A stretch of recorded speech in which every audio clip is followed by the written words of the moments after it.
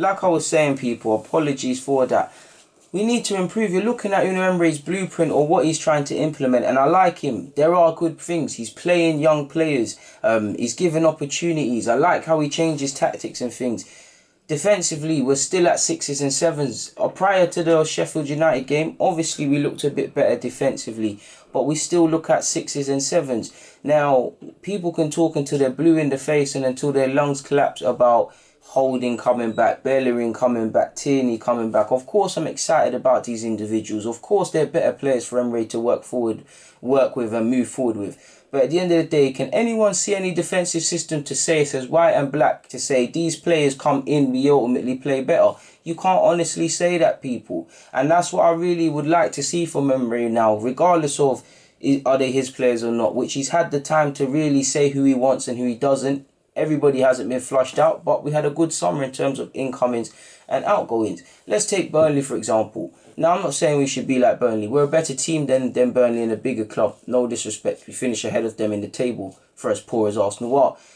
And I'm not watching Burnley religiously. But you can guarantee, just to make the point, you look at Burnley's back line. Within reason, if they take out key players or individual players, there's not really going to be a difference. There's going to be a noticeable sort of base level of how they defend. It's not going to be a dramatic drop-off like with us, people, because they've worked on it. It's not as white and black as that, in a sense that I can't see that from Emery or Arsenal at the moment and say when these players come back, we're going to ultimately play better. So I'm going to look at him in terms of coaching. It weren't really... Well, we conceded a poor goal from a set piece today, and really, on top of not being at it. So you can say defensively is first and foremost. Defending wins titles, so that's the bread and butter. So, of course, we need to speak about that.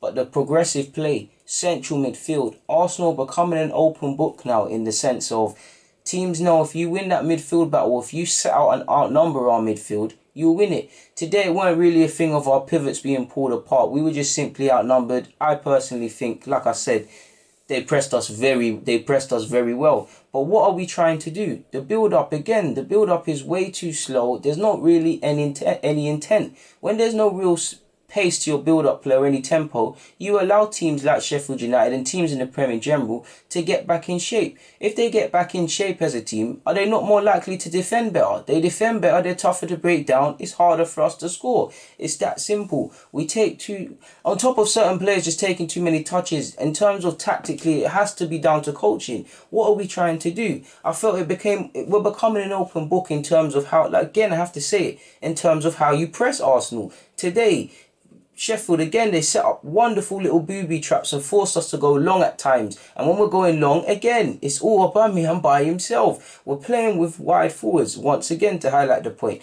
It's going to be harder for them to get through them and get close to him. So I need to look at Emery. What is he doing with these midfielders in terms of trying to dictate the tempo or what we're doing on the ball? And these things should really be in place now, man. Now, prior to the game, Emery actually said, we're heading in the right place, which I do believe we are. His comments were, our work is more important than our words, which is true. And I'm really very happy at the club. I'm really happy with the players. The last 2, 3, 4 weeks, every player and Mesut Ozil is working very well. This is why we can be positive and we think we are going to do something important this year. I was speaking with Raul, and this is the same idea when he is speaking with me. And we can still get top 4. I'm not saying to blow your trumpet, people, and huff and puff, but this is the thing with football fans and Arsenal fans specific to this. There's no balance. A lot of people a couple of weeks ago are saying, what are you talking about? There's no need to say this and that, we're third. And a lot of that was true. But these things are still... What happens in the dark comes to light eventually. The lack of play. Beyond our players just being good technically and scoring goals, we're not really creating. We're not really playing like Arsenal Football Club. Once again, I'd like to improve defensively, but we're almost making it easy for teams, really and truly. I think we really made it easy for Sheffield United. And I feel it's a game we need to really look at tactically what the manager looked to go out there and do. Of course, the players have been poor at points this season. Of course, they're the ones playing tonight and they're the ones that played poor. It is what it is in that regards. But we've still got a long way to go in the season. But we need to fix up. Last season, the last tail of the season, 8 or 10 games, what was it, people? Where Arsenal, again, knew what other teams' results were and we still choked. It would have been a big test of our character. Our away form in general hasn't been good. This season is still quite negative. We won Newcastle away. When else have we won? We could have won today. Many people probably expected us to win today, but by the same token expected us to kind of be mincemeat today, and we've proved them right. We need to get over this. We need to be able to win games where we haven't played well, people. Until that happens, it remains to be unclear if you can convincingly say Arsenal are going to get top 4. It is in Arsenal's hands, people. It's Arsenal's mandate really to get top 4. They have to, or literally Emery might lose his job. Players might not play at this football club anymore, people. Really need to fix up in that regards, man. Aubameyang sounded quite positive as well prior to the game. These were his comments. He thinks we'll get top 4. He said, I'm sure we'll achieve top 4. That is the goal. That is our aim. I feel good. I feel great. I'm feeling free on the pitch. It's a good start. And I don't know if it's the best form of my career, but it's a good one. So I'll try to keep the level up. Obviously, you like to see that from Aubameyang. He's in great form. He didn't score today, obviously, against Sheffield United, but he's in fantastic form, and you want to see that continue from him, really and truly. Admittedly, people, this was prior to the game, but I thought I'd talk about what I believe is the good, bad, and the ugly of Unai Emery so far, of what I've personally seen. Quickly, I've put what I like. He thinks about oppositions, especially in big games. I like how I'm seeing early principles of playing out from the back if we can find balance. I like how we look actually better on the counter. Up until this season, we looked better at taking set pieces and also defending them. So I'm seeing what Emery's doing. I'm liking that he's playing young players. It took him a while to kind of bring them in and bed them in and whatnot, people. But the Sakas are playing. The Nelsons is getting opportunities. Willock is getting chances here and there. So I like what I'm seeing from him. I like his passion. I'm unclear about protagonists. I've just harped on about it, people. The attacking play, the defensive play. I don't really see what he's trying to do. And we can keep saying give time, and I'm not saying we should sack him or whatnot. I believe we should have a healthy discussion. We can back a man, but talk about the good, bad, and the ugly. Haven't really seen anything really to, as much as me just wanting him to do well and him being my man, ain't really seeing nothing really to support on the football field right now, or something of significance really. It's taken Lampard about 2 minutes to kind of put his imprint at Chelsea, and there's no excuses. He's had a transfer ban and he's had to rely on Tammy Abraham, who's repaid his faith and whatnot. We've been able to spend 72 million on a player. We've got 2 potent goal scorers in Aubameyang and Lacazette.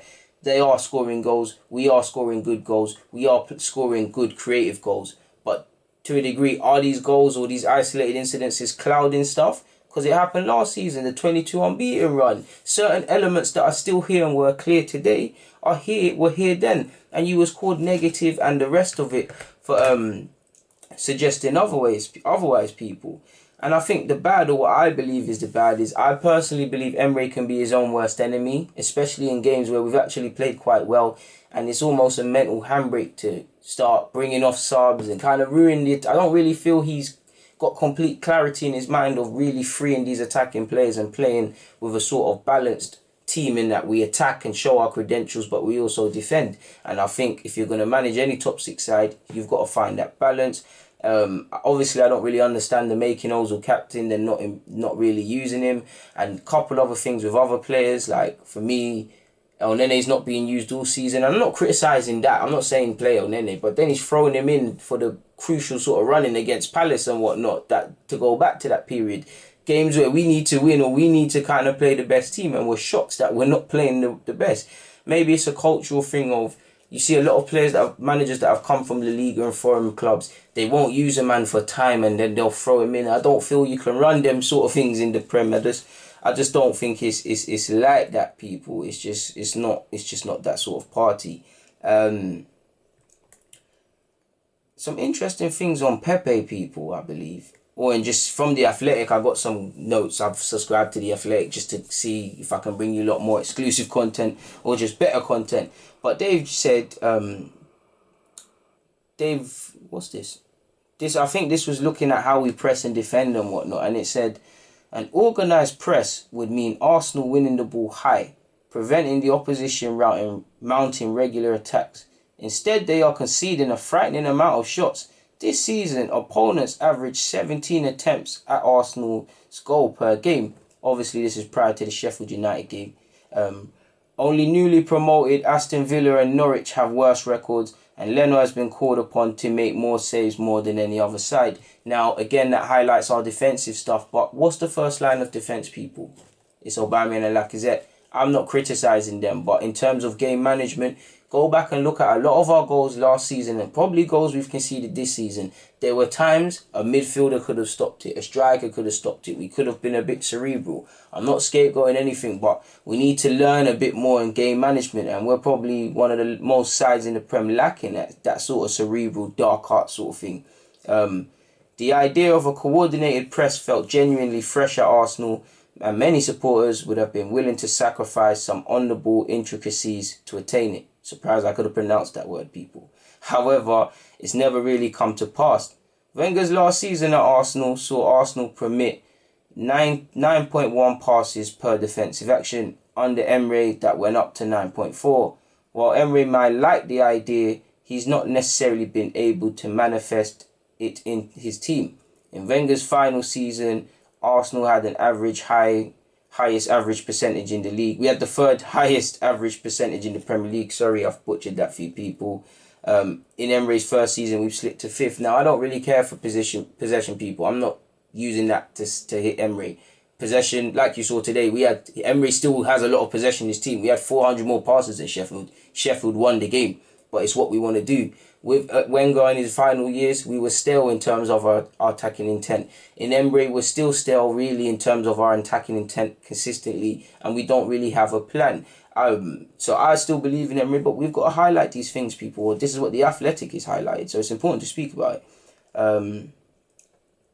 We've averaged 12.3 shots per game, which is in the bottom half of the Premier League for statistics, which is quite crazy, people, really and truly. The Athletic, prior to the Sheffield United game in which Pepe, I really should have done a video about this before. It's almost relevant because I feel Pepe had a good game against Sheffield United, people. But by the same token, he summed up what he's been this season. Early promise, taking people on, starting counter-attacks. Ultimately, the end product is missing. He's got an assist and a goal, I believe, but they're far and beyond. He should have scored, should have just put his right foot through it and tapped it in. He should have had an assist for Aubameyang as well, but Aubameyang didn't do ting.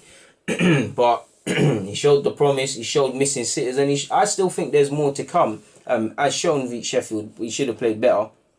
But The Athletic did a piece where they were looking at creativity beyond just typically assists.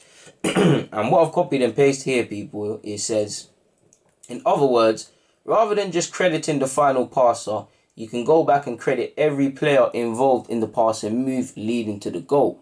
Nicolas Pepe hasn't yet shown much to suggest he's close to justifying his club record transfer fee, yet statistics show that he's been involved for Arsenal this season. That he's been heavily involved for Arsenal this season. Further inspection of the numbers showed that he's Arsenal's most prolific chance creator and has only attempted 4 fewer shots than Pierre-Emerick Aubameyang, despite playing 160 less minutes. He's also been involved in plenty other moves.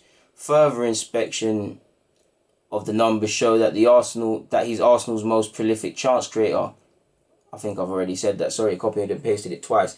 I didn't take the graph, people, because I knew the Sheffield United result would kind of misconstrue it. So it kind of shows Pepe's got promise, and there's still some reason to stand behind Pepe, really and truly. A couple of bullet points I made in my notes, people. It says, highlighted Kevin De Bruyne. The report highlighted Kevin De Bruyne's all-round play.